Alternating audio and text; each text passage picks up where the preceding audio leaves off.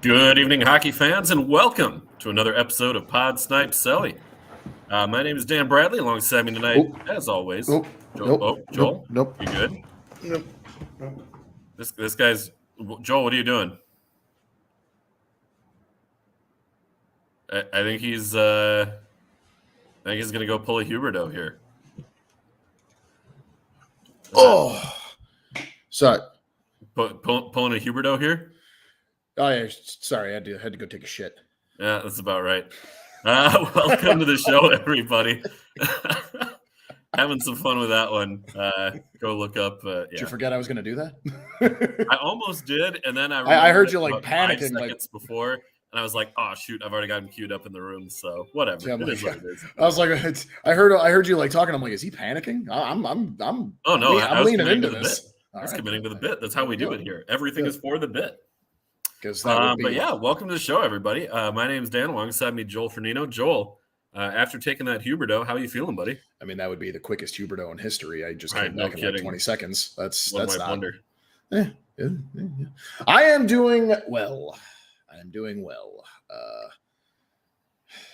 Kind of in the heat of the beginning of the season, aren't we? Yeah, we're And it underway. looks I very feel like weird. one of the first very big check weird marks things. is Halloween. Which, by the way, do you do anything fun for Halloween? I went to a costume party on Friday. Did like a midnight movie thing for Rocky Horror Picture Show on Saturday, so that was fun. When is Guy Fieri? Sorry, Fieri. What about you? What'd you do? Well, we had the Bengals and the Browns game last night. So I put on a Bengals shirt and brought a bowl and a whisk, and I went as Joe Mixon. You need a last minute costume. You go for the dad jokes, and people liked it. It was funny. It was only little does anyone not realize, if you don't know Dan, he isn't actually a dad. I'm not. I just have the jokes of a dad. Yeah, that was rough. That joke was almost as rough as the Bengals' performance on the field in that one. So yeah, that sucks for them. It was a very lethargic bar last night for that one. So they wore their brown pants. I see what you did there. Sorry. But yeah. Yeah, Jesse chiming in. He's not an actual dad. Yeah, you're right, Jesse. I'm not. Maybe someday, but that day is not today. That day is not today. Halloween was good, but we are off to podcast land and getting into things here with the NHL. Tonight we want to talk some Buffalo Sabres action. They are just off to a cruising start, much better than I think many of us were expecting. 6-3-0 on the season. 5 of their 6 wins are regulation wins. There's one overtime win in there, a +12 goal differential, which is 3rd in the league. Joel, these are things that I did not see coming from Buffalo. And I mean, you look at last night, you get a 3-goal, 3-assist game from Tage Thompson. Mm-hmm. You look at Rasmus Dahlin, who was leading the team with 6 goals. Like, what has been so effective for Buffalo so early on here? Well, I mean, from being an absolute trash pile for the last few years, all those very high draft picks you stockpiled, and all the beefing up of your farm system via whatever trades that they were making throughout the course of the last few years. I guess I'm shrugging because I did not see this coming. We were supposed to be competing with them for first overall, so I don't know what the hell is going on, but I would say it's probably just a combo of that. And we're finally starting to see, all those high draft picks and those guys that were in that quote unquote beefed up farm system finally, producing and becoming what people hoped they would become in a way. I mean, you mentioned yourself, Rasmus Dahlin. He's finally kind of living up to, what they were hoping at. He was their first overall pick, wasn't he? Yes, he was. Yeah. So we got that. Obviously, I think everyone kind of expected this from Tage Thompson, right? I mean, he was going in as one of the biggest kind of quote unquote sleepers. I mean, Alex Tuck producing just like he always does. I mean, he produces everywhere he goes, man. I think he's tied for second on the team in points. He's got 9 points, 6 goals, 3 assists. So tied for team lead in goals too. They have 4 different players with 6 goals this year: Dahlin, Thompson, Tuck, and then Victor Olofsson. Yep, as well. Yeah, and a balance too. I mean, Dahlin, 3 of his 6 are on the power play, but everybody else listed was a forward. You don't ask how, you just ask how many. Tuck has 1, and Olofsson has 2 on the power plays. So, not to mention Craig Anderson. Yeah, where has this come from? Anderson on the year 3-0-0 in his 3 starts, 9.46 save percentage, 1.66 goals against. The ageless wonder that is Craig Anderson. Seriously, in fact, how old is he? 41. Well, I mean, it was to the point where I thought he was not in the league anymore. So I mean, he's. I think he's 41. Yeah, 41. Yeah, 41. May 21st is his birthday, so 41. That's just nuts. But yeah, I mean, I don't know. It's one of those things. Like, you look up and down their roster, there's a lot of names where it's like, all right, like, you recognize that name, right? Like there's a lot of names where it was like they were supposed to. It's like a good mix of like, okay, that was their draft pick, like Dahlin, Tage Thompson. They've drafted Victor Olofsson, right? And Casey Middlestat, right? They drafted both. They did draft Middlestat. They drafted Paterka. They drafted Middlestat. They drafted Quinn. Big trade for Jeff Skinner, who all of a sudden is back. Right, exactly. 8 points in 9 games for Skinner. He's on his typical, trajectory. He'll go off for a couple, 20 plus, 30 plus goal seasons. Then he takes off the next couple seasons. Then he finds a new team, and then he just goes off again. Yeah, I mean, I think with Skinner,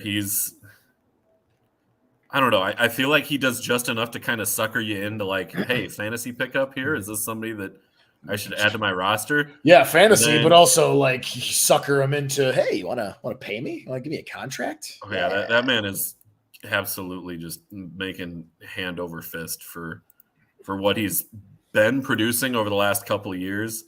Skinner's making $9 million for each of the next 5 years with a no movement clause in his contract. So you look at the production of what it's been versus what it is this year to start.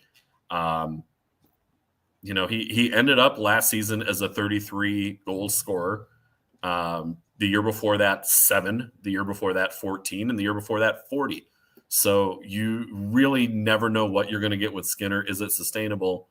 But the fact that he's 5 goals away from hitting his 2021 total, maybe not the most promising sign, but seems like they're off to a good start here. And really, I would say a surprising start. The young guns stepping up the way that they're supposed to. Anderson being a serviceable starter. Eric Comrie in net as well. 3-3-0, but a 902 save percentage, 334 goals against. Has an assist as a goalie as well, worth mentioning.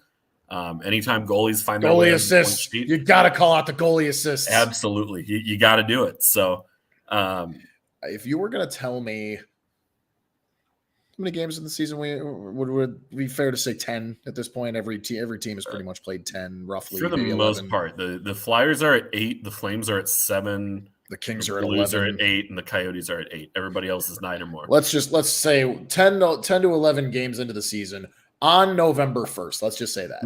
On November 1st, if you were going to tell me that the Central Division top 3 would look the way it does and the Atlantic Division top 3 would look the way it does, maybe outside of a couple teams where they're like, I don't know, they could be there. Yeah, I would tell you that Buffalo would be ahead of Florida in the standings at this point in the season, I would have said you were nuts. I would have asked if weed is legal in whatever state you're coming from. But if you were going to tell me Buffalo is going to be second seeded in the Atlantic right now, again, we're still early, but like it's November 1st and it looks like that. Like, I don't know. That's weird. Yeah. I want to ask, do you think Buffalo has what it takes to make the playoffs this year? So are you asking me what is it? Pretender or contender or pretender? Contender or pretender. That's are they a legit playoff team, or are they Buffalo going to Buffalo? No, it's Buffalo's got a Buffalo. Maybe they're better than what we've seen the last few years, and I think that is the case. Like I said, like we've seen them now. We see these younger guys developing, and obviously trading away Jack Eichel, they went total nuclear with everything. We're seeing things start to rebuild, and we're seeing the promise that team has, almost in a way like, not to this extent, but almost in a way like Detroit a couple of years ago, or last year, where it was like they've been rebuilding for so long, and all of a sudden they were hot out of the gate. Like, whoa, are they gonna crack a playoff spot? Ultimately, inevitably, they didn't. I'm kind of comparing it to that. I think that's what this is. They're hot. They're a bunch of kids who got chips on their shoulders, but it's not going to be sustainable. They're still not going to make the playoffs. I would certainly love to see Buffalo make the playoffs. 11 seasons now without a postseason appearance for Buffalo, the longest active streak in playoff history. Longest all time, by the way, is 17 seasons. Without a playoff appearance? Without a playoff appearance. And Buffalo. Oh, wait. Do they hold that record? It's not Buffalo that holds that record. No. Buffalo's actively at 11. Who would hold that record? Give me the year it was snapped. Oh, I got to look that one up. Oh, you'd have to look that up. Okay. Well, I would probably say that belongs to. Oh, God. Who was terrible for a really long time? Wait a minute. This is. What's the. No, I take that back. Damn it. You're lying to the people, Dan. I'm trying to make sure that I get the most accurate information to the people. We do not give you misinformation here. The stat that I thought it was postseason series win droughts, and it's actually they do hold the record for appearance postseason drought. So playoff berth, right? Longest playoff berth drought. So they do hold it at 11 seasons. Yes. Woo-hoo-hoo, damn.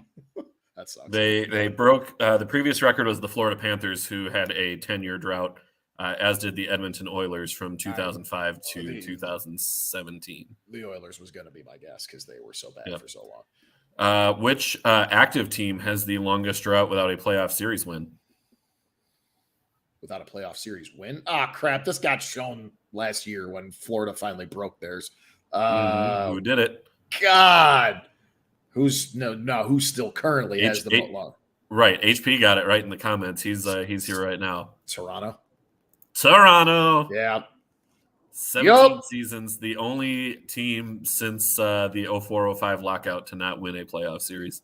I know we're not going to talk about it much, but my God, the Maple Leafs they're off to a pretty brutal start. Hey, it's going to be rough being a Blackhawks fan, but I am okay with what we're doing right now. I would much rather have this than what the hell's going on in Toronto. If Toronto wins the lottery and gets Bedard, I quit.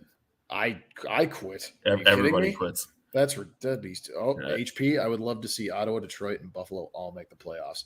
I would love that. I resign with the fact that I would say one of those three makes it. I definitely don't think Buffalo's making it.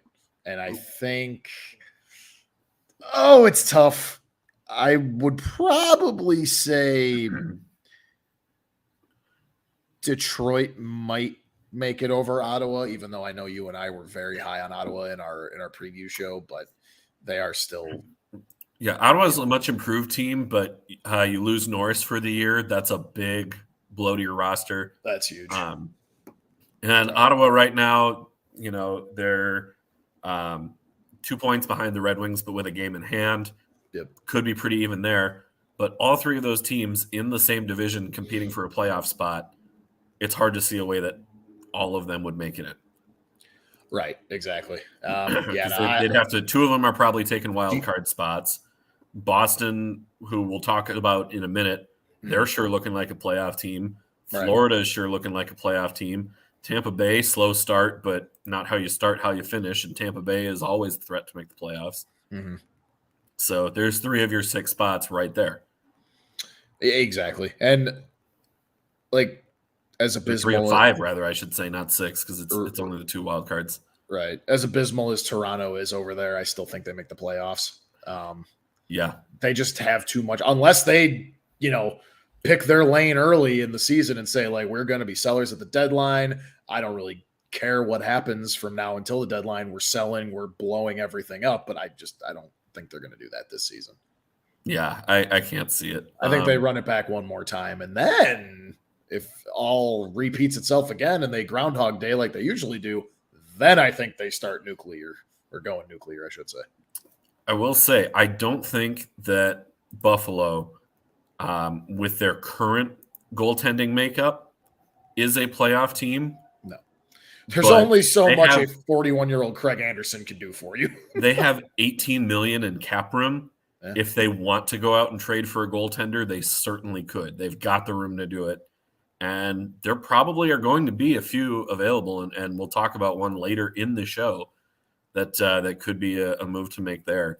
But I do want to stay on the goaltending as we switch teams here to Vegas, where the goaltending has absolutely saved the day. Boys. I was dead wrong about this team at the start of the season. I was looking at, the last 2 off seasons, they let Fleury walk for nothing. They let Pacioretty walk for nothing. They are in a cap crunch where they have had to move picks to bring in players, and the farm system isn't really there. What is going to happen with this Vegas team? And then, of course, by the way, they are in first place and tied with the Boston Bruins for the best record in the NHL, 8-2 to start the season. 7 of those 8 wins coming in regulation. But then again, with Robin Lehner out for the year, I'm thinking, okay, this is going to be a team that is going to be hurting. But you have Logan Thompson, 4-2, 9.43 goals against, 1.69 goals against average. Aiden Hill, 4-0 on the season through his 4 starts, 940 save percentage, 172. Reports of the demise of Vegas goaltending have been grossly exaggerated here, and this team is sailing right now. I told you. I was hot on them to start the season. Last season, them missing was a damn fluke. The talent depth that they have, I get it. Cap crunches are hard, but hey, if Tampa, if there is any other team that is in a worse cap hell than Vegas, it's Tampa, and they still figure out a way to make it work. Why can't Vegas? And it's funny you mentioned Logan Thompson and Aiden Hill. If we're going to talk about the goaltending first with Vegas, I wonder, did they know what they were doing by letting? Obviously, you shouldn't have let Fleury go. I'm not saying that whatsoever. He's one of the GOATs, and he will. His number will be hung in the rafters, probably in Pittsburgh, most likely.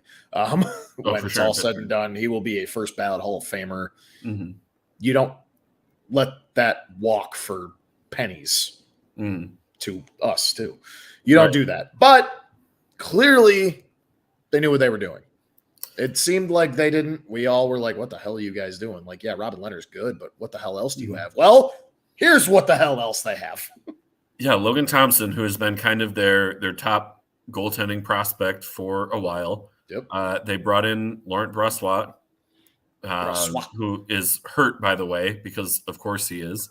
You have your 2 starting goaltenders, your starter and your backup, rather, out to start the year. And then, by the way, Aiden Hill, who has bounced around with Arizona and San Jose, is getting the shot and playing very, very well in his first career opportunity to start. Do you think this long run will make Lehner and or Brossoit expendable? Are those potential trade pieces further down the line for Vegas? I don't see why not. I mean, what team like an Edmonton Oilers needs a goalie, right? And is a perennial cup contender. I mean, I think if I'm Vegas, I am absolutely having those meetings and having those conversations right now, because you're looking at yourself going, we got 4 legit goalies right now. I get it, 2 are injured, but we got 4 legitimate goalies. This is a, spoil of riches right now. Yeah, starting next season when Leonard is back and able to play, for each of the next 2 years after that, he'll carry a $5 million cap hit and have a 5-team no-trade list. Brassois is signed through this year and an unrestricted free agent after that. Could be a piece, I think, if you're looking to move somebody this year. Brassois could be the odd man out in the rotation and potentially a trade piece at the deadline. But you have two capable goaltenders right now, which, I mean, we've kind of gotten used to seeing with Vegas, that their goaltending usually has been one of their big strengths throughout their existence. You got to remember they do have obviously a very good defense in front of them too. They have since their dawning in 2016 or 17. I mean, they've had a stout defense in front of them for a while, so that helps, obviously. But yeah, your top 4D, Pietrangelo, Martinez, Theodore, and McNabb, like that's a good top 4. Yeah, I Zach Whitecloud in there. I mean, Zach Whitecloud is probably a second pairing D-man on a lot of teams in this league, and he's playing. You have 3 defensive lines that you can roll through. Vegas, as far as their active core, is pretty well built. Now, you can look at their minor leagues where it's quite a bit thinner, and part of that is the picks that they've had to trade away and players being moved in additional deals to free up cap space. The Vegas, I apologize. They look like the team that we probably expected them to be last year. Yeah, you heard me right. I can admit I was wrong. Yeah, can I get a I don't want to say I told you so, but wrong. and Joel was the word you're looking for is correct. Joel was the Where'd Dan go? So anyway, there we go. Yeah, Vegas is looking good. They're looking like a team that can and probably will make the playoffs, and it could possibly take the Pacific as well. Edmonton, LA, and Calgary have all kind of struggled here a little bit too. I mean, we talked about it, dude. The Pacific is just ripe for the taking when it comes to basically Vegas and Edmonton and LA. I mean, obviously Calgary too. It's those 4. No one else is gonna touch them, but it's between those 4, which pretty much means all 4 of those teams are going to make the playoffs. Like it's not, it's just a surefire thing. Maybe you have one odd man out if you look at the Central, and Central is always a dogfight for the playoffs. Central is very underwhelming so far out of the gate, which I think is going to change as the season goes on. I mean, Winnipeg, they're a tough team every year, even when they aren't a playoff team. They're tough to play against. And who else is up there? Who else is up there? No. Who else is up there? Stars are in first place. Who's sitting in that 3rd seed right now? The Colorado Avalanche are 4-1 and underperforming by their recent standards. Minnesota underperforming by its recent standards. You're missing a city in there, Dan. I'm missing Nashville, aren't I? Oh no. That is not the city. Oh, I see who it is. It's the St. Louis Blues. How could we forget? Oh, we can always forget St. Louis and that sham of a sports town. Anywho, and then we are forgetting. Coyotes. And then you've got the Coyotes, who are looking for literally any glimmer of hope that they can cling to this season. Hopes of a first overall pick, I think, is their goal there. So and for all the we'll get your fanboyness out of there. The Blackhawks are in 3rd right now in the Central Division. It's not supposed to be happening. How'd they do against Minnesota the other night? You won in overtime. You won in a shootout. Yeah. Good for you. A team that's supposed to be fighting for quite possibly 1st, maybe 2nd in the division, barely beat the Blackhawks. I don't know where your gloating is here. Chief. I mean, they're a banged up team. Down Greenway, down Foligno, down Hartman. That's adorable. They weren't down Hartman until the first period when Hartman hurt himself trying to fight Jared Tenorti. I mean, Who, by the way, Tenorti wanted nothing to do with that fight, and he basically stood there like, really, bro? All right, fine. Go ahead. Fight me. I'm not going to throw a punch. Oh, look, you knocked your shoulder out of your socket, and all I did was stare at you. Yeah, it sounds like the hope is that HP, a win is a win. Yeah. Hey, a win is a win. They ask how many. Yeah, a win is a win, but I'm not arguing that fact. You said, how'd you do against you? I would say we did pretty damn well against you, actually. You still took the L. Yeah, hey, that's fine. We're supposed to be taking L's, and we're not taking L's. So this team battles. Alex Stalock is a beast. Little Minnesota kid. And all the kids that we got are just, again, chips on their shoulders. And Luke, they are playing one hell of they just are playing so hard under Luke Richardson. I love that guy. I love what is in store. It's just like Buffalo. This is not sustainable. Obviously, I'm not sitting here saying we're making the playoffs. I hope this whole show isn't going to be just one big apology segment, but it kind of is so far, at least on my end. Mine's up next. And the team that we need to apologize probably more than any other is the Boston Bruins. Yeah. I thought this team was in a world of trouble, a new head coach, the end of the Tuukka Rask era, goaltending, where was that going to be? Expecting that McAvoy being out long term, and Marchand. Everybody was expecting Marchand to be out for at least another month. I was gonna say, I thought he wasn't supposed to come back till like December. Yeah, at least like late November was when he was supposed to be back, and he's back like a month before people expected him. Hockey players are built different, man.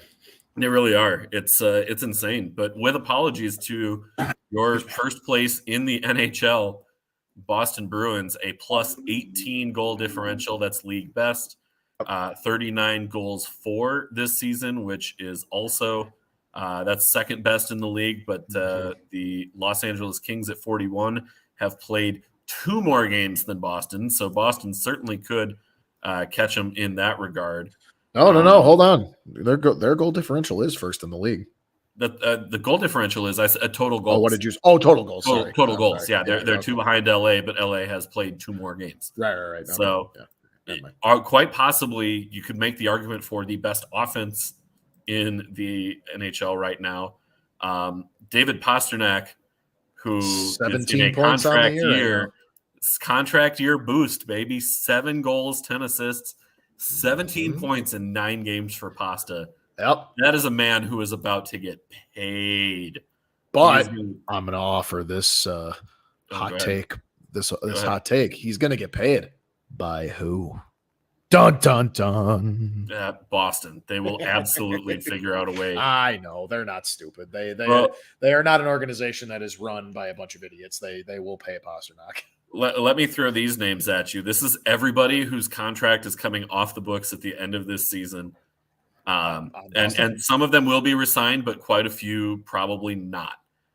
Nick Foligno, Pavel Zacha, Craig Smith, Patrice Bergeron, Thomas Nozick, Trent Frederick, restricted free agent, Jacob Lauko, maybe, restricted free agent, Connor Clifton, free agent, Anton Strawman, free agent, Jeremy Swayman, restricted free agent.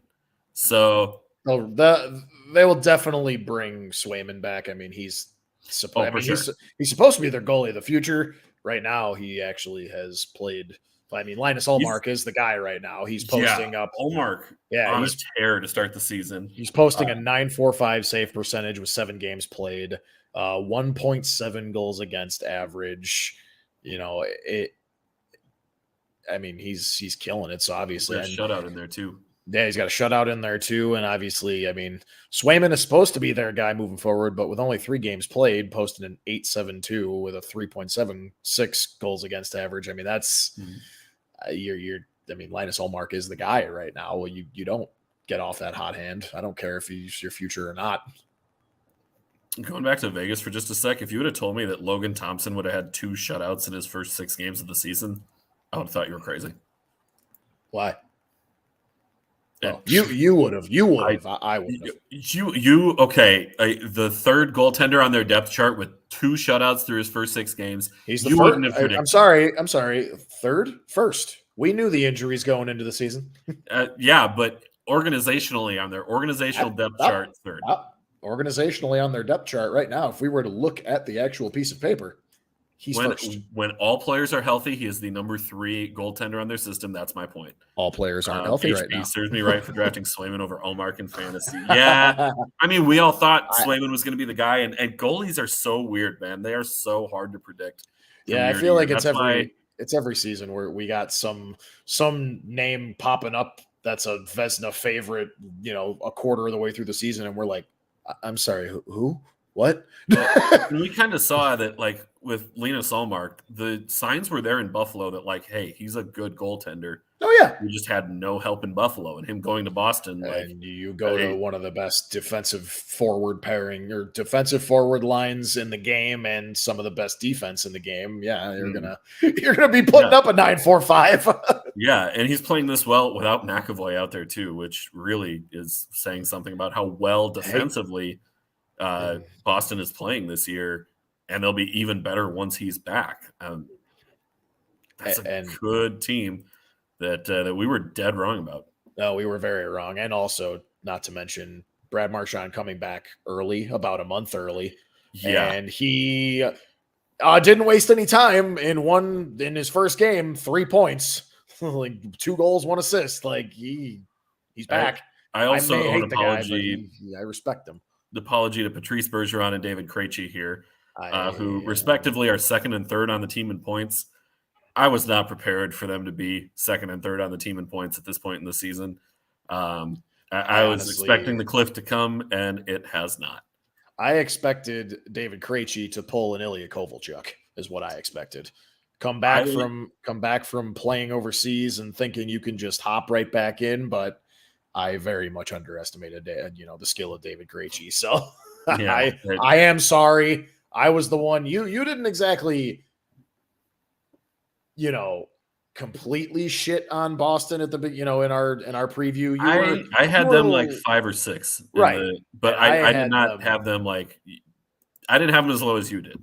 No, I had them in shambles, ready to start really questioning their methods and what they should be doing with the organization moving forward, and they should be blowing it up by this offseason. That's what I had, and I was very wrong. So for that, I am sorry, Bruins fans. I was very wrong.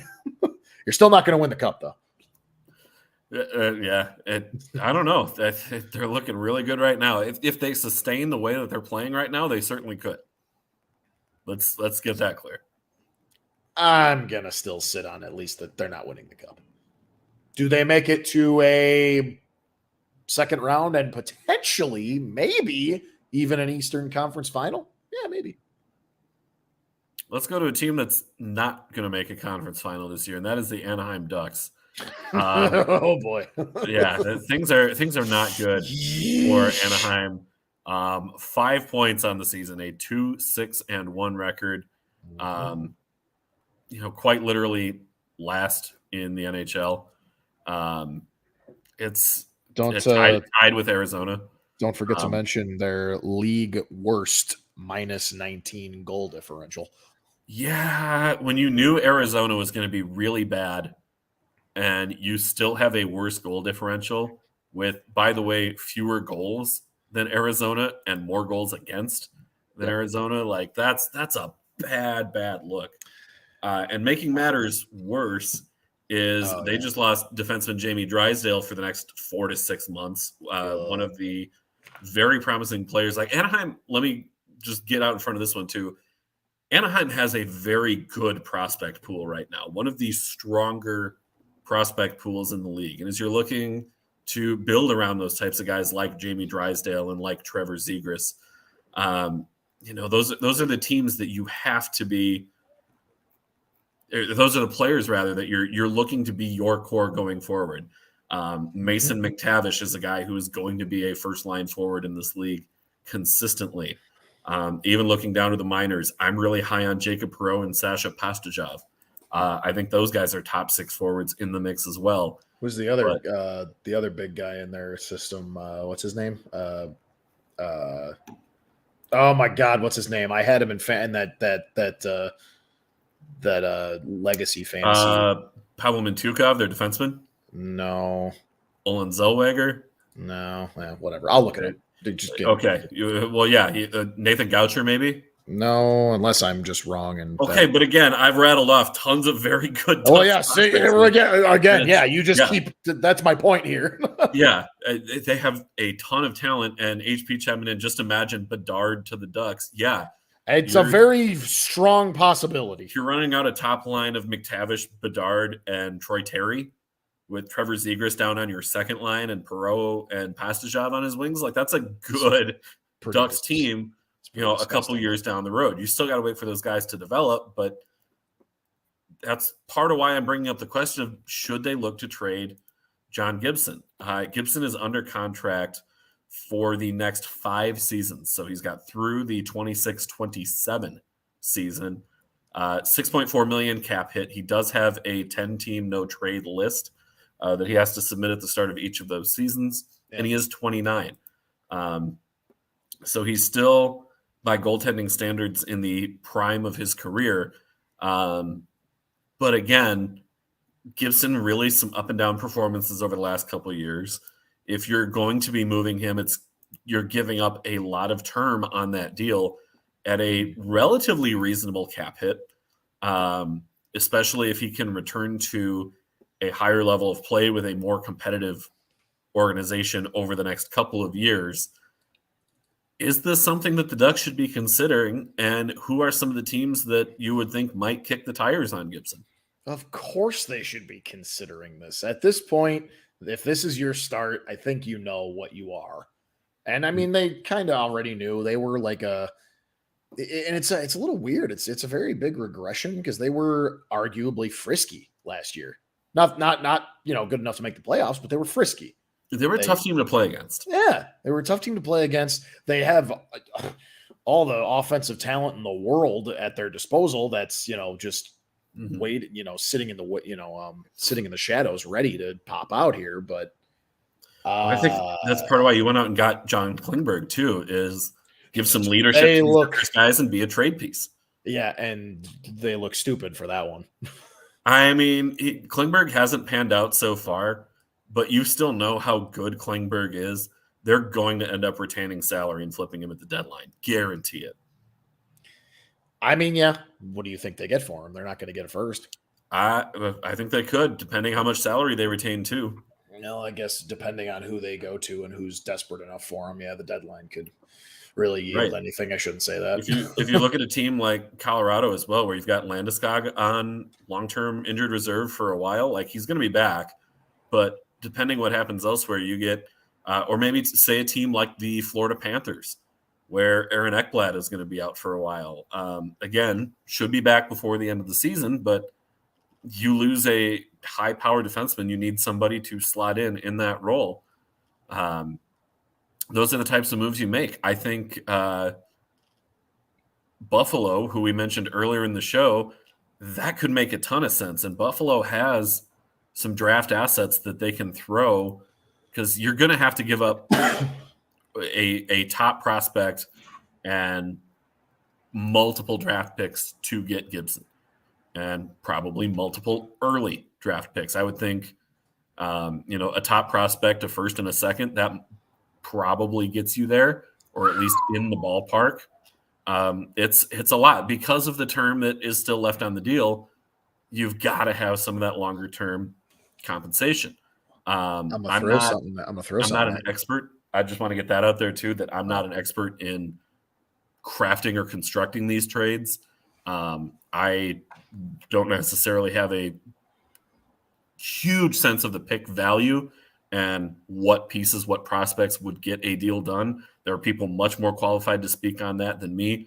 But I think you have to be talking, I think you have to be talking multiple picks and prospects to get this deal done. I think multiple of each to get a deal done here for Gibson. I feel like I keep going to this, but I haven't really made one of these in a few episodes. So remember last year how I was, 3-0 on coach firing callings and whatever? Yeah. I'm going to call a trade. I'm not going to say when. John Gibson to the Edmonton Oilers. Really? I mean, if you put John Gibson in net last year in the playoffs for Edmonton, I'm gonna. Well, if we hold on, if we were popular enough, I'm sure I would get a bunch of Twitter people just firing on me for saying this. They potentially could have beat Colorado. Yeah, I said it. I mean, goaltending was the biggest thing that killed them in that series, but they just went out and they signed Jack Campbell, who, by the way, has been brutal. Yeah, he's got 888 this year and 4 more at $5 million, and he has a 389 goals against and an 888 save percentage. Yeah, they don't have an answer there right now, but Joey's saying, "Go ahead, Joel, make the hot take. Do it. Damn right, I am the hot take machine. It's for the bit though. It's fine. It's for the always for the bit. But hey, I called 3 coaches getting fired last year, so execute take 66. Execute take 66. I'm gonna clip that audio and add it to a button bar. We need a button bar. Why is it taking us over a year to have sound bites? You know, I'm gonna have to talk to Jesse, who commented earlier in the show about that. He does he's got a podcast network that he runs and a bunch of shows that he's on. He'd have an answer for us. So, however, I better have as much control over it as you do. We'll see. We'll need to talk on that one. Oh no. Well, we'll figure it out. That's a different topic for a different time. I don't see how Edmonton is able to pull that off, given how much they're paying Campbell. There's no unless you're swapping those two and a first round straight pick. Up. Why does Edmonton need a first round pick? But then Edmonton's got to throw even more out there. Hey, their window is open. I know they need. They need another. When your window is open, you make the moves that you need to put you over the top. Look at this. Hold on. I got a blockbuster trade in mind. Okay. John Gibson, the John trade. John Gibson and John Klingberg to Edmonton for a king's ransom of draft picks. I don't know. I mean, it's that, and then you're talking so many of their prospects. You're talking Broberg. You're talking Holloway. You are talking probably 3 first-round picks. You have McDavid and Dreisaitl might be in there. I get it. You have McDavid and Dreisaitl. And right now, as far as I'm concerned, you are wasting McDavid and Dreisaitl. So why not go all in? I think Buffalo I ever since we mentioned that, we hinted at it earlier in the show, I think that just makes so much sense. Buffalo has the prospects. They have the picks. How old is Gibson? 29. 29. Okay. So he's in prime goalie age. He is, but for a team that is on the rise like Buffalo and has so much of that early draft capital that they're building on, I really, really think that's a move that makes Buffalo a contender. Yeah, but the thing is what we were just talking about it with Buffalo. It's cool. It's cool to see. I really don't think it. Maybe I'll have another apology later on in the season for this, but I don't think they are sustainable because of their goaltending, though. We don't think that they're sustainable because we don't think Comrie is going to be a starter, and we don't think Anderson is going to be a consistent backup. All right. I can see it. I can see if they get Gibson in a trade, a blockbuster trade, I think that's a playoff team. No. Yes. What? Okay. Yes. We need a hot take button then for me and for you. That is a hot take. We'll get the hip hop horns going.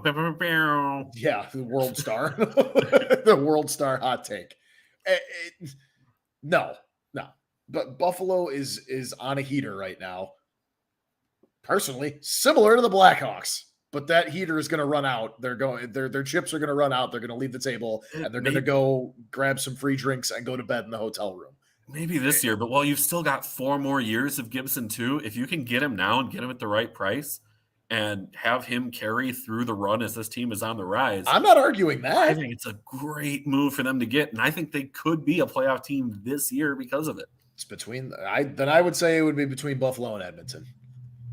Yeah, I think those two are probably your front runners. I would have thrown Vegas in the mix had their two goalies not been clearly totally showing. No, yeah, Logan Thompson is showing like he's ready. He's going to be a perennial damn good goalie in this league for a while. Like he's going to be fine. They're good. And then Aiden Hill's a damn good backup. And again, like we said, you are rich in goalie in Vegas. So I would have thrown them in there had that not been the case. We need to get to Wednesday night picks here and kind of keep things moving right along. You mean all two games? all two games that we have tomorrow. But Joel, you went 2-1 last week. I went 1-2.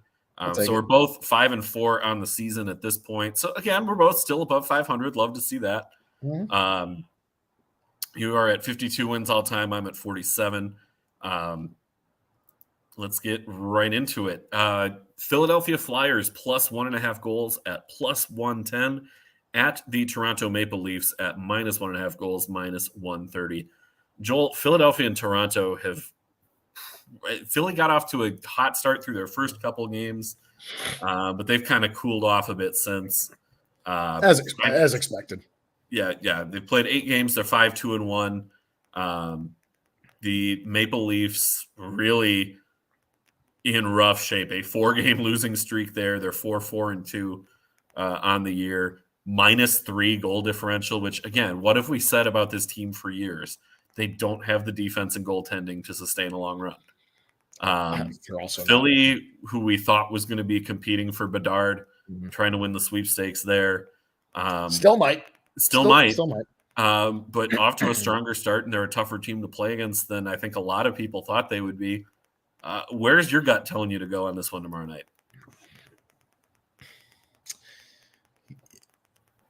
I mean, literally based on everything you just said and the way the league has been right now, dude, my gut's telling me that even if the Flyers aren't going to win, I could see them keeping it close and covering. So I'm going to take the Flyers here. I think plus 1.5 goals at plus money. Right. Is such good value. Like they're literally spotting you a goal and a half. Right. And giving you plus money to do it. And it's a team that fights. It's again, like you said, we have right now, there are a few teams where we were like at the beginning of the season, they're going to be fighting for Bedard. The Blackhawks, Philly, Anaheim, Arizona, Buffalo, even in a way too. I thought Buffalo was going to be pretty bad. I didn't think they were going to be that bad, but I thought they were maybe that 6 to 10 range. Anyway, but we're seeing that some of those teams, while they'll end up, sliding down to the basement, they fight hard. They play hard. They're buying into their new systems. So, and Philly falls into that category. So, yeah, I absolutely, and not to mention, I mean, the Maple Leafs, while okay, they have the talent ain't showing up. And they clearly aren't playing hard for whatever the hell reason it might be.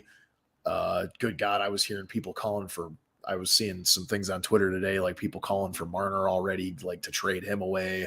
Some people have been saying trade Marner for years. Well, part of that, I think I was listening to a podcast today. Part of that is he's been there for all of this. So, like, of course, he's going to be the first one that they're gonna burn at the stake for what's going on. Yeah, I think their GM needs to go. I think that would be the biggest thing. You mean that piece of shit Dubas who tried to lie through his teeth about Joel, you Davidson? Got beef or something there? I do. Don't come at my new GM. No, I'm definitely taking Philly plus 1.5. That's way too good a value to not take. Here's the thing. Toronto, I hate when Toronto is a team that plays on a Wednesday night because they absolutely drive me bonkers with Wednesday night picks. When they play Montreal and it's a game that they should win because it's Montreal, they lose. When I pick against them, more often than not, it's like, oh, that's the game where they finally figure it out and they win 7-1. It's such a headache. I think for me, the biggest thing is Philadelphia's injury report is a mile long. Couturier had back revision surgery and is out 3 to 4 months. Cam Atkinson isn't skating, has an upper body injury, and no one really knows what the deal is with him. JVR had surgery for a broken finger. He's out until December. Even at the minor league level, Cam York, one of their top prospects, leg injury, and there's no timetable for when he's going to be back and be playing. And he's a guy who I think, if he's healthy, will be playing NHL minutes by the end of the season. Those injuries for Philadelphia just scare me too much to have the confidence on that pick. I think I'm going to go Leafs on this one. And I hate it, and I don't feel good about it. I also feel like this could totally blow up in my face, and the Flyers could win by like 3.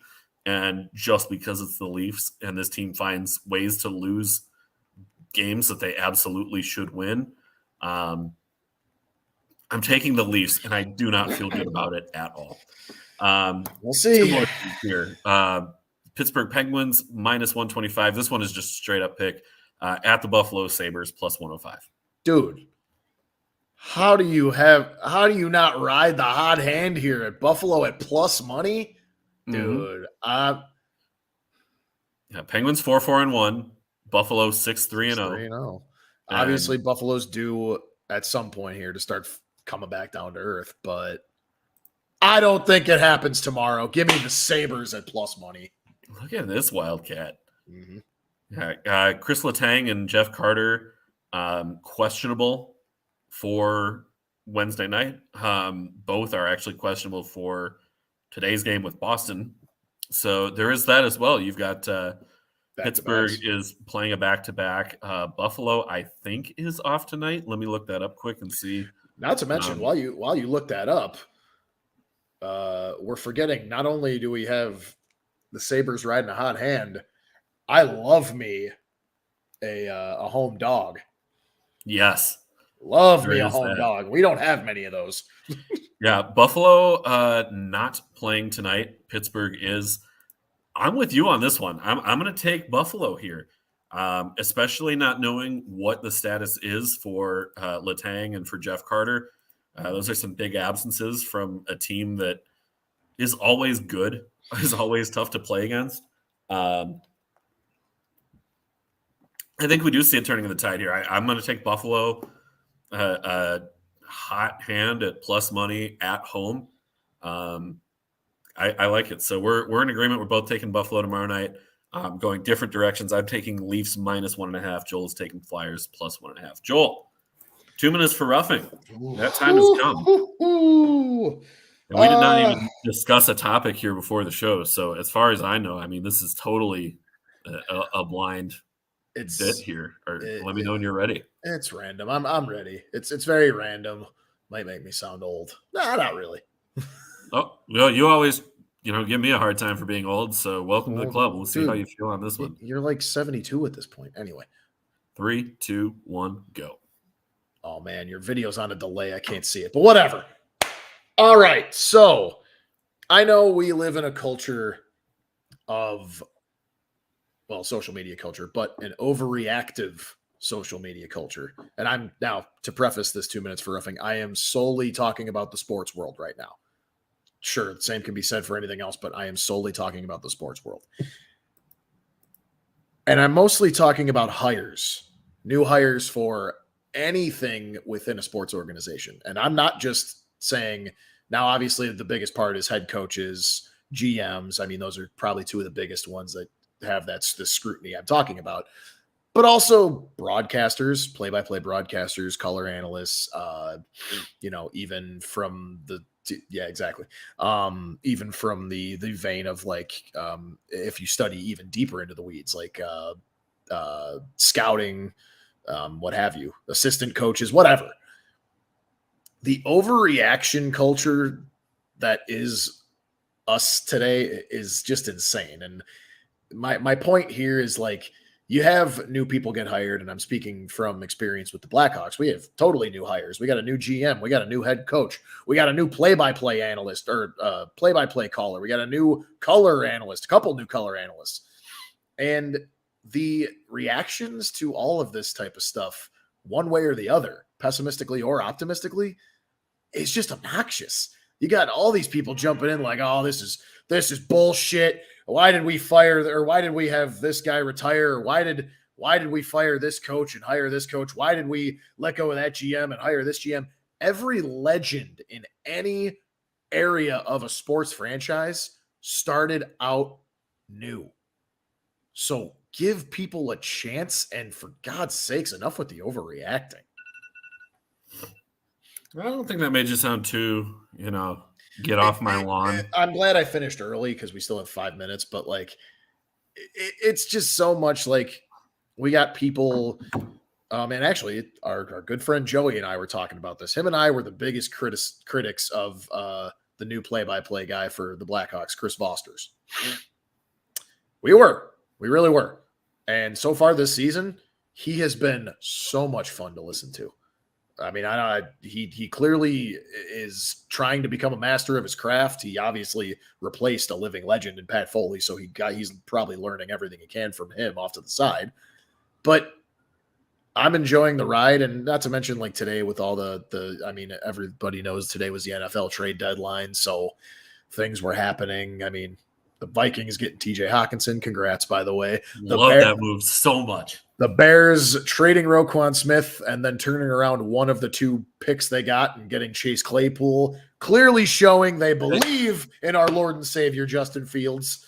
They did trade their original second-round pick, so that is going to be it was the Ravens pick. It is their own pick. I read it was the Ravens pick. Oh, the Ravens said it is the original, or not the Ravens, the Bears. They said it's the original Chicago pick. All right. Well, either way, on the Claypool deal. Either way, basically null and void in a way. We're still more or less. Yeah, I mean, trade a half a year of Roquan Smith for Chase Claypool and a 5th. Right. So, and we got people jumping in like, oh my God, Ryan Poles, what the hell are you doing? Why would you trade Roquan Smith? Why would you even trade Robert Quinn? Why would you make all these trades? Why aren't you? Oh God, you got the crazy people going like trade Fields. I'm like, he is a year and a half into his career. Settle down. I think the only reason the Bears would trade Fields is if they truly thought that Bryce Young or CJ Stroud was better. If they truly believe that. Yeah, but even then you trade him and you bottom out and you do everything you can to get one of those top 2 picks. Which they are a ways out from right now, by the way. Well, exactly. Which I don't think we're gonna be top 10. We're not gonna be top 3. Yeah, we might, but I don't know. We'd have to. Maybe Green Bay, right? Yeah, maybe Green Bay. Tampa Bay. Stop that! Can you imagine if they go from Tom Brady to Bryce Young or CJ Stroud? Who? Tampa? Yeah. I mean, that'd be pretty damn good for them, right? Like, that's a good transition. Not to mention if you're a rookie, a stud rookie QB coming into the league with that receiving core. Oh yeah, that receiving core, that defense in place, like you're going to a team that is expecting to make the playoffs your first season. Just take it from your predecessor. Don't date a supermodel. You might get divorced 20 years down the road. Anyway. What a note to end the show on. Thanks to everybody who tuned in, watched, commented throughout the show. As a reminder, you can catch us on Spotify and on Apple Podcasts. Spotify Wrapped coming out here relatively soon. Oh, so the best time of year. Somebody has us on their Spotify Wrapped. We'll see how that works out. It'll be me. Be sure to like, subscribe, and follow on Twitter at Celly and on Facebook as well. Same handle there. Thank you to Noob Sports and the Sports 2.0 Network making the show possible every week. Stay tuned. In about half an hour here, American Beauties. That show is going to be fantastic tonight. We have Montana Onyebuchi, who is a defenseman for the San Jose Barracuda, who will be joining the show. A great interview there on tap. Live as well, so tune in there. Check that one out. But we'll be back next week, election night show. So when you're done at the polls, tune into whatever we've got for you on tap. Hell yeah. But that'll be that. Good show tonight, Joel. He's Joel. I'm Dan. Enjoy the rest of your night, everybody. Beauty.